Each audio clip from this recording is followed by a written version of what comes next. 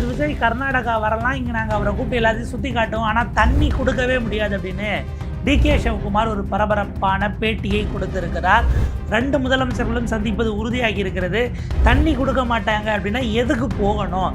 அதை விட முக்கியமாக முதலமைச்சருடைய இந்த பயணம் என்பது ஏற்கத்தக்கதல் அப்படின்னு பல எதிர்க்கட்சிகளும் இன்றைக்கு எதிர்வினையை முதலமைச்சருடைய பயணத்திற்கு எதிராக ஆற்றி வருகிறார்கள். விவசாயிகளை சந்திக்க மாட்டீங்க, அனைத்து கட்சி கூட்டத்தை மாட்டீங்க, நீங்கள் போய் அப்போ என்னதான் செய்ய போறீங்க என்று ஒரு தரப்பு ஆளுங்கட்சியை முதலமைச்சரை நோக்கி கேள்விகளை இங்கு எழுப்புகிறார்கள்.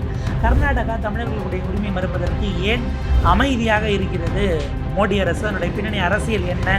முதலமைச்சர் விஜயனுடைய பயணம் என்பது வெற்றியை கொடுக்குமா? விரிவாக அலசுகிறது இந்த செய்தி தொகுப்பு. முதலமைச்சர் விஜய் அவர்கள் கர்நாடகா செல்கிறார். அங்கே கர்நாடக முதலமைச்சர் டிகே சிவகுமாரை சந்திக்கிறார். ஆகஸ்ட் 3ஆம் தேதி சந்திப்பு உறுதியாயிருச்சு. மதியம் 12 மணிக்கு 2 பேரும் சந்திக்கிறார்கள், சந்தித்து பேசுகிறார்கள் அப்படிங்கிற செய்தி நேற்றுலேருந்து ஓடிக்கிட்டு இருக்கு. அந்த தரப்பில் அவர் சொன்னார், நாங்கள் அழைச்சோம், அதுக்கு பிறகு அவர் விரும்பினார், நாங்கள் அழைச்சோம், பிறகு வரன்னுட்டார், கன்ஃபார்ம் ஆகிடுச்சுன்னு நேற்றுக்கு டிகே சிவகுமார் ஒரு பரபரப்பான ப்ரெஸ் மீட்டு டெல்லியிலேருந்து.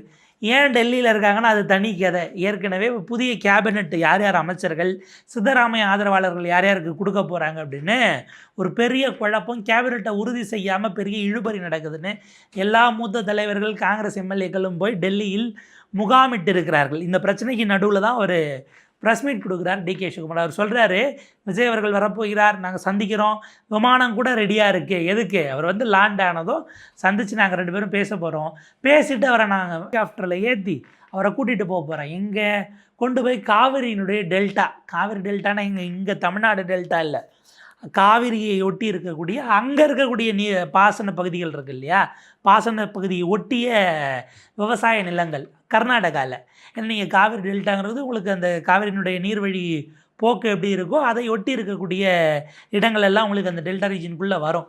ஒவ்வொரு ஆறுக்கும் அந்த மாதிரியான விஷயங்கள். அப்போ அப்படி இருக்கும் பொழுது நீர்பிடிப்பு பகுதி கொண்டு போய் எவ்வளோ தண்ணி இருக்குன்னு காட்டுவேன், எவ்வளோ வறண்டு போயிருக்குன்னு காட்டுவேன், எங்கள் விவசாயிகள் எவ்வளோ கஷ்டப்படுறாங்க அப்படிங்கிறத காட்டுவேன். இதெல்லாம் காட்டிட்டு தண்ணி கிடையாது, இவ்வளவு நாங்களே இவ்வளோ வறண்டு போயிருக்கோம், எங்ககிட்ட போய் நீங்கள் தண்ணி கேட்குறீங்க, தண்ணி கொடுக்க முடியாது அப்படின்னு சொல்லி நாங்கள் போயிட்டு வாங்கன்னு அனுப்பிவிடுறது தான். தண்ணி கொடுக்க மாட்டாங்கிறது இப்பயும் சொல்கிறோம், ஆனால் கூப்பிட்டு காட்டி அனுப்புவோம். இதைத்தான் நான் ஆரம்பத்தில் சொன்னேன். அவங்க பறவை முனியம்மாவோட ஒரு காமெடி இருக்கும், அது ஏன்னு நினைக்கிறேன் அந்த படம்.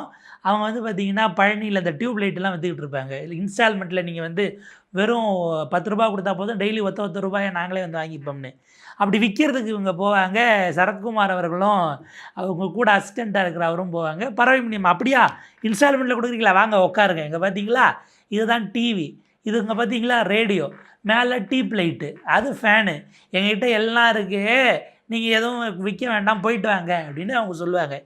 அதுக்கு அவர் சரத்குமார் சார் கேட்பார், இது நீங்கள் வெளியில் வச்சே எங்களுக்கு இல்லைன்னு சொல்லியிருக்கலாமே, வாங்க வேண்டான்னு. நீங்கள் இதை நம்பணும் இல்லை, தினம் வந்து இருக்குது வாங்குறீங்களான்னு கேட்பீங்கல்ல, எல்லாத்தையும் கண்ணில் காட்டியாச்சு எந்திரிச்சு போங்கங்கிற மாதிரி. தண்ணி கொடுக்க முடியாதுன்னு நான் சொன்னால் நீங்கள் நம்பணும் இல்லை, அறிக்கை விடுவீங்க, கடிதம் எழுதுவீங்க, மோடிஜிக்கு லெட்டர் எழுதுவீங்க, அவர் நீர்வளத்துறை அமைச்சருக்கு ஒரு கடிதம் போகும். இதெல்லாம் நமக்கு வேலைக்கு ஆகாது. வந்தோம் கூட்டினோம், இந்த மாதிரி பார்த்தீங்களா இதுதான் காவிரி, இதுதான் பார்த்திங்கன்னா கிருஷ்ணராஜசாகர் டேமு, இதுதான் பார்த்திங்கன்னா உங்களுக்கு இங்கே கபினி, இது பிலிகுண்டு, இங்கே பார்த்திங்கன்னா இவ்வளோ தண்ணி இருக்கா, தண்ணியே இல்லையா, காஞ்சி போச்சா, நானே தண்ணி இல்லாமல் இருக்கேன், உங்களுக்கு எப்படிப்பா கொடுக்கறது, போயிட்டு வாங்க என்று அப்படியே இந்த சீனை ரெக்ரியேட் பண்ணுறதுக்கு எதுவும் திட்டம் வச்சுருக்கிறாங்களான்னு தெரியல. ஏறத்தாழ அப்படியான டோனில் தான் டிகே சிவகுமார் அவர்கள் வரட்டும், பார்க்கட்டும், பேசட்டும், கேட்கட்டும் என்கிற இடத்தில் அவர் தன்னுடைய பார்வையை, அரசியல் நிலைப்பாட்டை தெல்ல தெளிவாக தண்ணீர் வழங்க முடியாதுன்னு திட்டவட்டமாக அவர் செய்தியாளர்கள் சந்திப்பிலே நேற்றைக்கு டெல்லியிலேருந்து அந்த பேட்டியை கொடுக்குறாரு. இதில் நம்ம இவ்வளோ நேரம் நகைச்சுவையாக பேசணும். டிகே சிவகுமார் இதில் செய்யக்கூடிய அரசியல், அதாவது காங்கிரஸினுடைய முதலமைச்சர், இதைவிட முக்கியம் டெல்லியில் இருந்து கொண்டு பாரதிய ஜனதா கட்சின்னு இருக்கக்கூடிய மத்திய அரசு அவங்க இதை விட அதிபயங்கரமான ஒரு அரசியலை பண்ணுறாங்க. இதைத்தான் இப்போ நம்ம பார்க்க போகிறோம். இப்போ என்னென்னா, நடுவில் 2 நாளைக்கு முன்னாடி மாநிலங்களவையில் ஒரு கேள்விக்கு பதில் சொல்கிறாங்க. பதில் சொல்லும்போது என்ன சொல்கிறாங்க, அவங்க கர்நாடகா புதிதாக அணை கட்டுவதற்கு உங்களுடைய ஆதரவு அல்லது தமிழ்நாட்டினுடைய கன்சென்ட், ஒப்புதலை பெற வேண்டுமா அப்படின்னு கேட்குறாங்க. ஆனால் அப்படி கேட்கும்போது என்ன பதில் சொல்லப்படுகிறது அப்படின்னா, அங்கே அப்படியெல்லாம் எதுவும் தீர்ப்பில் சொல்லப்படவில்லை. 2018ன்னு அந்த தீர்ப்பில் கோட் பண்ணி பதில் கொடுக்கிறது மத்திய அரசு. கேள்வியை யார் கேட்டால் நம்ம அதை அந்த ரிப்ளைவே பார்ப்போம். டாக்டர் அன்புமணி ராமதாஸ் அவர்கள் இந்த கேள்வி எழுப்புகிறார். ஜல்சக்தி அமைச்சர் சொல்ல முடியுமா பி அப்படிங்கிற கேள்வியில் கர்நாடகா கீழே இருக்கக்கூடிய மாநிலங்கள் தமிழ்நாடு, பாண்டிச்சேரி, கேரளா இவர்களிடம் ஒப்புதலை பெற்றுவிட்டார்களா அந்த ப்ராஜெக்ட்டுக்கு மேகதாதுக்குன்னும் போது அதுக்கு கீழே ஸ்ரீ ராஜ்பூஷன் சௌத்ரி அவர் தான் மத்திய இணையமைச்சர் ஜல்சக்தித்துறை நீர்வளத்துறை. அவர் சொல்கிறாரு உச்சநீதிமன்ற தீர்ப்பு 2018-16 படி காவிரி வாட்டரை பொறுத்தவரை கர்நாடகா கீழ் பாசன மாநிலங்கள் அல்லது கடைமடை பாசன மாநிலங்களான தமிழ்நாடு, கேரளா, பாண்டியிடம் ஏதாவது ஒன்றை கட்டுவதற்கு பர்மிஷன் வாங்க வேண்டும் என எந்த இடத்திலும் சொல்லப்படவில்லை. உச்சநீதிமன்றம் 16/2/2018 தீர்ப்பின்படி clause 18 of Cauvery water dispute tribunal CWDT 2007 சொன்னதின் அடிப்படையில் இந்த ட்ரைபுனலில் குறிப்பிடப்பட்டது எதையும் அதில் அதை மாற்றுவதற்கோ அதற்கான அத்தாரிட்டி மாநிலங்களுக்கு வராது. ஆனால் அதே நேரம் தங்களுடைய எல்லைக்குட்பட்ட பகுதியில் இருக்கக்கூடிய நீரை மேலாண்மை செய்வதற்கு இந்த ஆர்டரை மீறாமல் மேலாண்மை செய்வதற்கு எதை வேண்டுமானாலும் செய்து கொள்ளலாம்னு இருப்பதாக ஜல்சக்தி துறை இணையமைச்சர் சொல்கிறார். அதாவது தமிழ்நாட்டுக்கிட்ட கேட்கணும்னு அவசியம் இல்லைன்னு. இதுதான் பலரையும் அதிர்ச்சிக்குள்ளாகுச்சு. அதே நாள் அதே நாடாளுமன்றம் இது வேறு ஒரு அவை, அது மாநிலங்களவை, இது மக்களவை, வேறு ஒரு இணையமைச்சர், வேறு டிபார்ட்மெண்ட்டோட இணையமைச்சர் அவர் ஒரு பதில் சொல்கிறாரு. அந்த பதில் என்னென்னு பார்த்தோம்னா அது இது வேறு விதமாக இருக்கா இல்லை அதுவே வேறு விதமாக இருக்கான்னு பார்ப்போமே. சுதா அவர்கள் மயிலாடுதுறை MP அவங்க எழுப்புகிறாங்க. சென்ட்ரல் கவர்மெண்ட் என்ன கொள்கை நிலைப்பாட்டில் இருக்கிறது கர்நாடகா மேகதாது அணை விவகாரத்தில் அப்படின்னும் போது EAC எக்ஸ்பர்ட் அப்ரைசல் கமிட்டி அதே போல் யார்கிட்ட கேட்குறாங்க அப்படின்னா கீர்த்திவர்தன் சிங் MOS நம்ம சுற்றுச்சூழல், வனம் மற்றும் காலநிலை மாற்றம் இந்த துறைக்கான இணையமைச்சர் கீர்த்திவர்தன் சிங் சொல்கிறாரு, ஏற்கனவே அவங்க ஒரு ப்ரப்போசலை கர்நாடகா கொடுத்துருச்சு.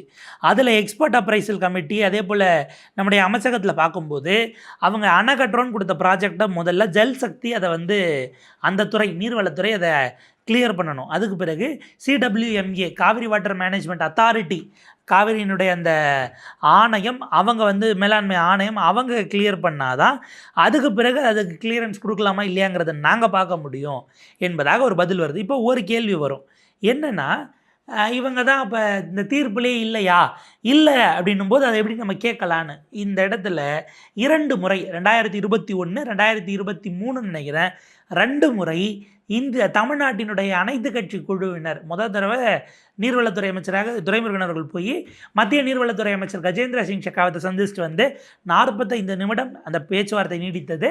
அதற்கு பிறகு உறுதியாக அமைச்சர் சொல்கிறார், நாங்கள் அப்படி கட்டுறதுக்கெல்லாம் உங்களுடைய அனுமதி தேவை அப்படின்னு அவர் சொன்னதாக சொல்கிறாரு. இப்போ ஒரு பேட்டியை மட்டும் பார்ப்போமே, துரைமுருகன் அவர்களுடைய ஒரு பேட்டி. தமிழ்நாட்டினுடைய ஒப்புதல் இல்லாமல் எந்த அணையும் கர்நாடகா கட்ட முடியாது காவேரியில், அதுக்கு நான் தான் உங்களுக்கு சொல்கிறேன் அப்படின்னு ஒரு அஷூரன்ஸ் கொடுத்துருக்காரு. அப்போ கர்நாடகாவால் காவேரி நடுவே எந்த ஒரு கன்ஸ்ட்ரக்ஷனையும் கட்ட முடியாது, அதற்கு நான் உங்களுக்கு அஷூரன்ஸ் தரேன் என்று மத்திய இணையமைச்சர் சொன்னார். இது வெறும் துரைமுருகன் மட்டும் சிந்திச்சா பரவாயில்ல, கூட அதிமுகவினுடைய தம்பிதுரை இருக்கார், திரு பூவை ஜெகன்மூர்த்தி இருக்கார், அந்த பக்கம் பார்த்தீங்க அப்படின்னா வைகோ இருக்கிறார், வேல்முருகன் இருக்கிறார். ஸோ அனைத்து கட்சி பிரதிநிதிகளின் சார்பில் சந்தித்தது. தமிழ்நாட்டில் 13 கட்சிகளை கூட்டி அந்த காலகட்டத்தில் திமுக ஒரு அனைத்து கட்சி கூட்டம் நடத்தியது. I think Thiru D Jayakumar அவர்கள் இப்போ அதிமுக சார்பில் கலந்துக்கிட்டாங்கன்னு நினைக்கிறேன். பல்வேறு விதமான விஷயங்கள் பேசப்பட்டது. 3 தீர்மானங்களை ஏற்றுறாங்க. அந்த 3 தீர்மானத்தையும் எடுத்துகிட்டு போய் தான் மத்திய அமைச்சரை பார்க்குறாங்க. அப்போ பாஜகவினுடைய அமைச்சர் மத்திய அமைச்சரே கஜேந்திர சிங் ஷெகாவத் சொல்கிறார், அப்படி உங்களுடைய ஒப்புதல் இல்லாமல் கட்ட முடியாதுன்னு அவர் சொன்னதாக இவர் பதிவு பண்ணுறாரு. இப்போ இந்த நிலைப்பாட்டை பாஜக அரசு மாற்றிக்கொண்டதா? உங்ககிட்ட பர்மிஷன் வாங்கணும்னு அப்போ எதற்காக 5 ஆண்டுகளுக்கு முன்பாக 3 ஆண்டுகளுக்கு முன்பாக மத்திய அமைச்சர் சொன்னார், இப்போது எதற்காக மாற்றிக்கொண்டாருங்கிறதுக்கு பாஜக பதில் சொல்லணும். இதில் படுமோசமான அரசியலை அவர்கள் செய்கிறார்கள். பாஜக மட்டும்தானா அப்படின்னா இப்போ இந்த தீர்ப்புக்குள்ளே போமே, தீர்ப்பில் அப்படி ஒரு வார்த்தையே இல்லைன்னு இவங்க சொல்கிறாங்க.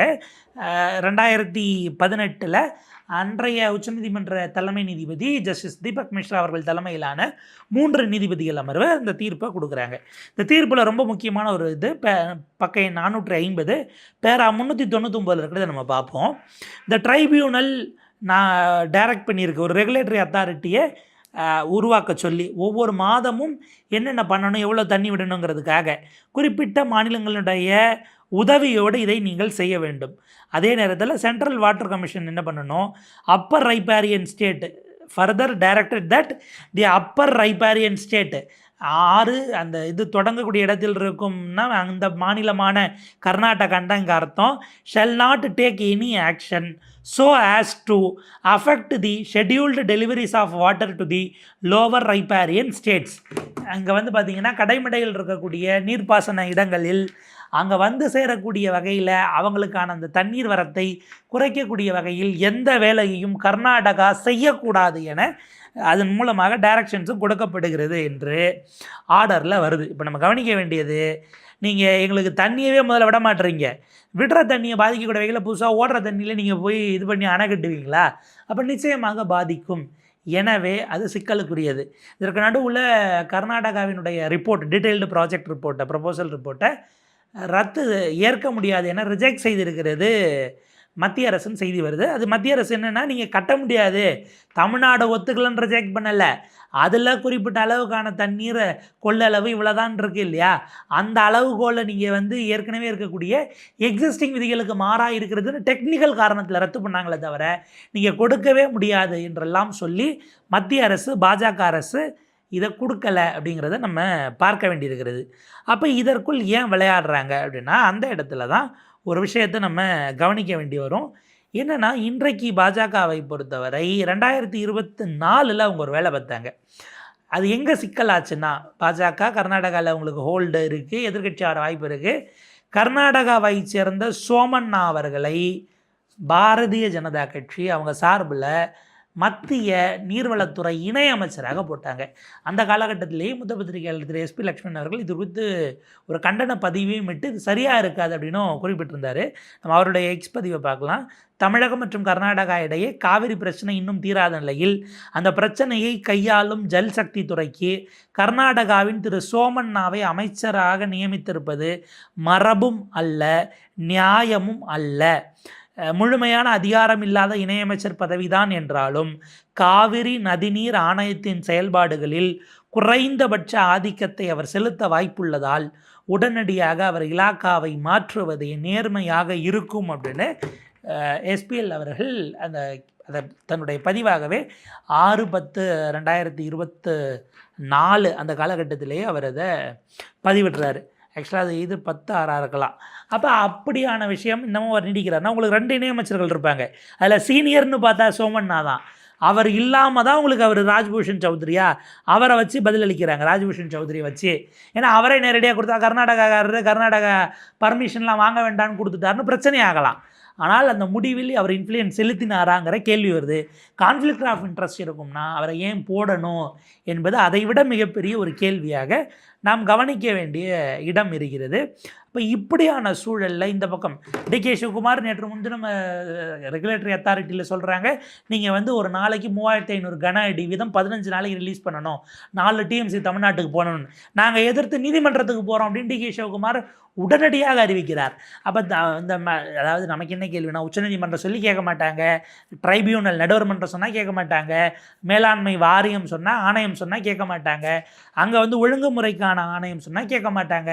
ஆனால் முதலமைச்சர் போய் பேசினதும் அவர் உடனே கொடுத்துருவார் அப்படின்னா, அது வந்து அவர் சட்ட ரீதியில் நம்மளை எதிர்த்து வழக்கு போட்டுட்டார். நீங்கள் அதை வாபஸ் வாங்க வச்சிட முடியுமா?